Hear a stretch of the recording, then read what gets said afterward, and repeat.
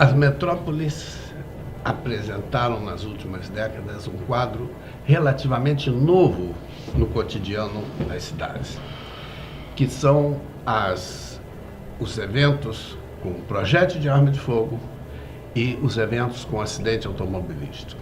Junto com essas duas vertentes novas da saúde pública, emergiram também as doenças cardiovasculares, trazendo com elas o mal súbito, a parada cardiorrespiratória, as arritmias cardíacas, eventos que podem acontecer em qualquer lugar e que acontecem com muitíssimo maior frequência em local público. Então, para discutir essas questões, nós convidamos aqui hoje o Dr. Sebastião Fonseca. O Dr. Sebastião Fonseca é médico, emergencista, com uma vasta experiência em terapia intensiva em pronto-socorro e que vai nos brindar com as informações mais recentes sobre esses eventos, ou seja, os eventos que ocorrem em via pública relacionados a acidentes automobilísticos, projétil de arma de fogo e mal súbito. Dr. Sebastião, nossas câmeras são suas. Doutor César,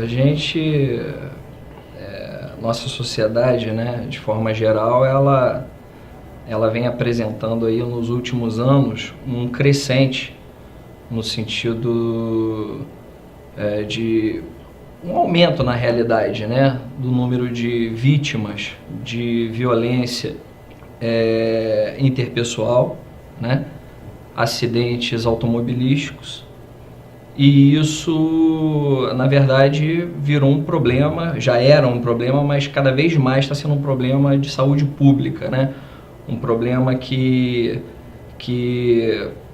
tem gerado enormes custos para o Estado, para o município, para o governo federal, e cada vez mais necessitando de mais atenção desses entes também, porque normalmente o trauma, né, a situação de trauma, ela cria toda uma vasta gama de relações desse paciente com a sociedade em si.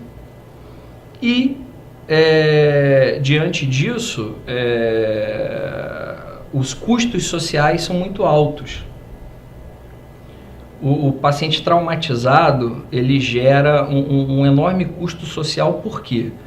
Porque ele é um paciente que tem uma dificuldade de atendimento inicial muitas vezes, é um paciente que precisa ser deslocado para determinados hospitais, determinados centros de referência, e esse custo social agregado a tudo que vem depois desse trauma faz com que esse paciente seja um paciente muito dispendioso, num geral. Obviamente, a gente não foca só na questão do socorro, do pré-hospitalar. Há também todo o acompanhamento intra-hospitalar desse paciente. E o custo social que ele gera também está agregado a ele deixar de produzir para a sociedade no período que ele está afastado. Então, esse paciente que a gente, normalmente, como o senhor bem disse, a gente o recolhe em via pública. Esse paciente é encaminhado normalmente para um centro de referência de trauma, e lá, nesse centro de referência, ele é distribuído dentro das diversas especialidades em que há necessidade do atendimento.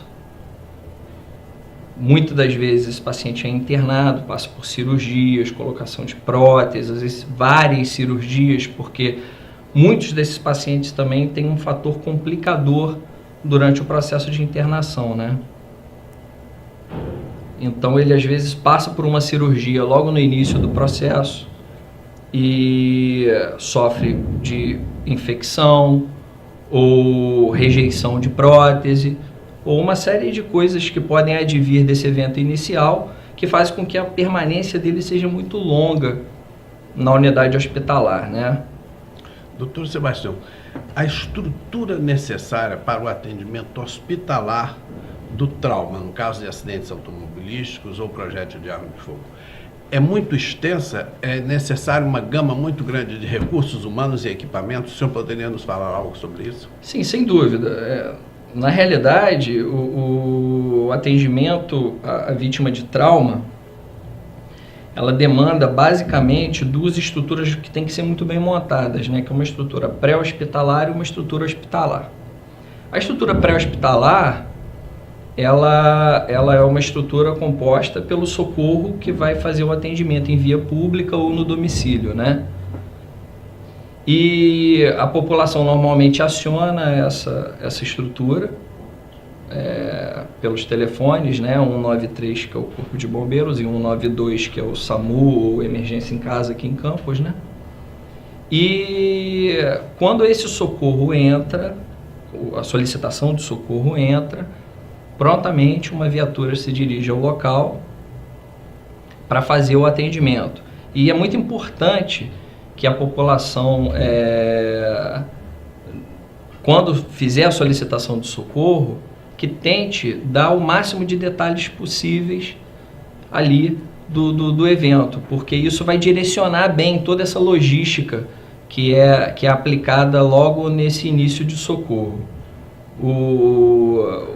Assim que o socorro é acionado, a ambulância procede para o local e, chegando ao local, a vítima é estabilizada, imobilizada quando for o caso, e a partir daí ela é removida para o hospital referência do problema pelo qual foi solicitado o socorro.